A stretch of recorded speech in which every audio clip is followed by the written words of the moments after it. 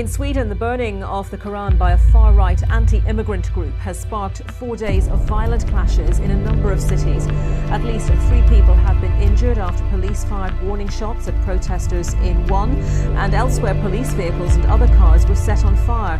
So far, 17 people have been arrested.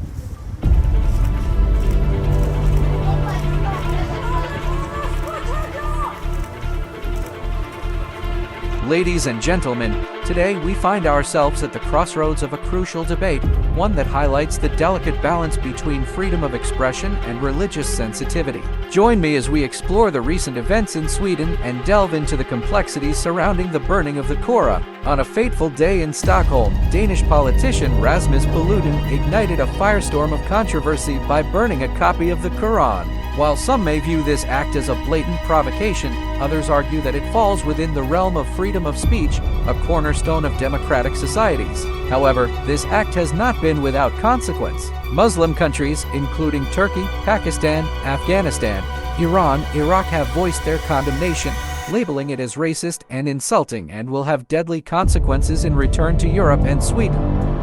Europe has witnessed a surge in far-right ideologies, with concerns about the encroachment of Sharia law and Islamic values. Critics argue that these worries are valid and should not be dismissed outright. Muslims want to implement Sharia law in Sweden and other European countries, which is upheaval.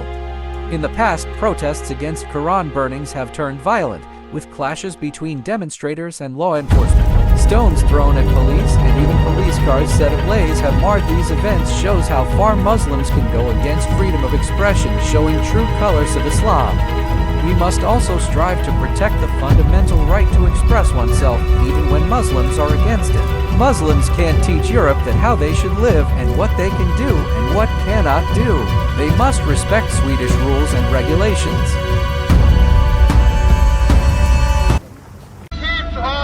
Provocating and keeps on misbehaving, then we will be forced to show our disgust for Islam every Friday at 2 o'clock until he lets NATO accept Sweden as a member. Protests erupted in Iraq's Stockholm embassy. Muslims get enraged when someone speaks against Islam and Quran, while Muslims persecuting Christians in all Muslims countries.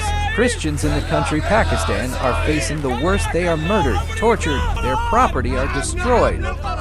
Iraqi Muslims protesting while Iraqi Christians have been victim of executions, forced displacement campaigns, torture, violence, and target of Sunni Islamist groups like Al-Qaeda and ISIS. Iraqi Christians have fled from the country and their population has collapsed under the democratic government.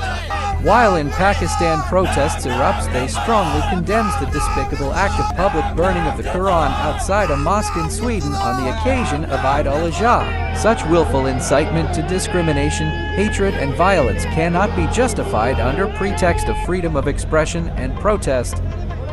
Together, let us strive for a world where freedom of expression should be supported. We should also strive to protect the fundamental right to express oneself. We say no to Sharia law and brutal acts that taught by Islam.